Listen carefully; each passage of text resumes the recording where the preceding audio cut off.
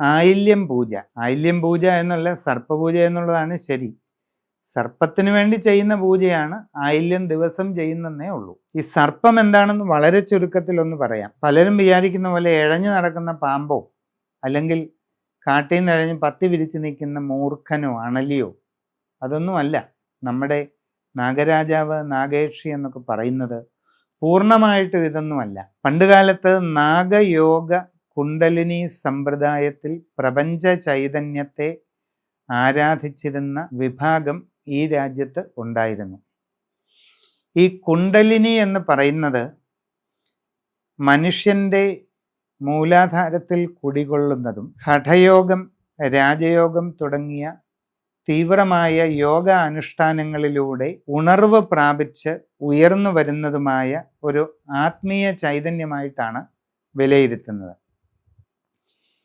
ഈ കുണ്ടലിനി ശക്തി എന്നറിയപ്പെടുന്ന യോഗശക്തിയുടെ രൂപം ഫണം വിടർത്തി ഇഴഞ്ഞ് മുകളിലോട്ട് കയറുന്ന ഒരു സർപ്പത്തിൻ്റെ ആകൃതിയായിട്ട് പൂർവ യോഗാചാര്യന്മാർ പറഞ്ഞിട്ടുണ്ട്. നമ്മളുടെ ഉള്ളിൽ കുടികൊള്ളുന്ന കുണ്ടലിനി ചൈതന്യത്തെ സർപ്പത്തിൻ്റെ ആകൃതിയിൽ നമ്മൾ വ്യാഖ്യാനിക്കുന്നു.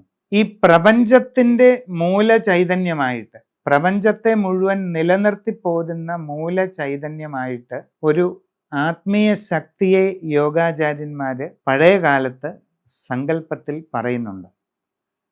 അതിനെ പ്രപഞ്ച കുണ്ടലിനി എന്ന് പറയും. ആ പ്രപഞ്ച കുണ്ടലിനിയെ ഒരു മഹാസർപ്പത്തിൻ്റെ ആകൃതിയിലാണ് അവർ വ്യാഖ്യാനിച്ചിരിക്കുന്നത്. മനുഷ്യൻ്റെ മൂലാധാരത്തിൽ കുടികൊള്ളുന്ന കുണ്ടലിനി ചൈതന്യത്തെ സർപ്പാകൃതിയിൽ വ്യാഖ്യാനിച്ചതുകൊണ്ട് തന്നെ പ്രപഞ്ച കുണ്ടലിനി ശക്തിയെ സർപ്പത്തിൻ്റെ ആകൃതിയിൽ തന്നെയാണ് വ്യാഖ്യാനിച്ചിരിക്കുന്നത്. അതുകൊണ്ടാണ് പ്രപഞ്ചത്തെ താങ്ങി നിർത്തുന്ന ആദിശേഷൻ അഥവാ അനന്തൻ എന്ന ഒരു പ്രത്യേക വിശേഷണം അതിന് കൊടുത്തിരിക്കുന്നത്. അപ്പോൾ നമ്മൾ നാഗരാജാവായിട്ട് കണക്കാക്കുന്നത് വാസുകി, ശിവന്റെ കഴുത്തിൽ കുടികൊള്ളുന്ന വാസുകി എന്ന നാഗമാണ്. അത് ശരിക്കും പറഞ്ഞാൽ ശിവന്റെ മറ്റൊരു ചൈതന്യം തന്നെയാണ്. ശിവൻ തന്നെയാണ് വാസുകി അഥവാ നാഗരാജാവ്. നാഗയക്ഷി എന്ന് പറയുന്നത് മറ്റാരുമല്ല, സാക്ഷാൽ പാർവതി തന്നെയാണ്. ഭൂമിയിൽ എഴഞ്ഞു നടക്കുന്ന പാമ്പായിട്ടൊന്നും ഇതിനെ കണക്കാക്കുകയേ വേണ്ട.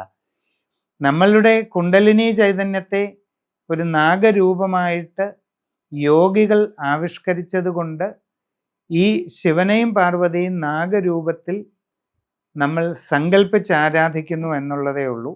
സർപ്പക്കാവുകളിലെ നാഗരാജാവിൻ്റെ വിഗ്രഹത്തിൽ കുടികൊള്ളുന്ന ചൈതന്യം പൂർണ്ണമായിട്ടും ശിവനാണ്. നാഗയക്ഷി വിഗ്രഹത്തിൽ കുടികൊള്ളുന്നത് പരാശക്തി സ്വരൂപിണിയായ പാർവതിയാണ്.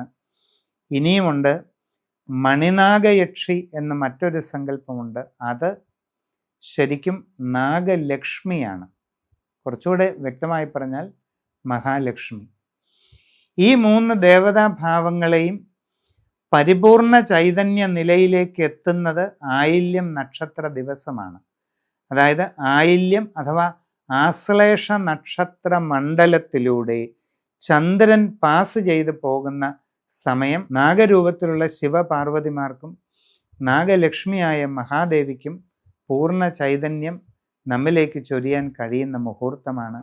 അതുകൊണ്ട് ആയില്യ ദിവസം സർപ്പപൂജ നടത്തുന്നത് ഏറ്റവും നല്ലതാണ്.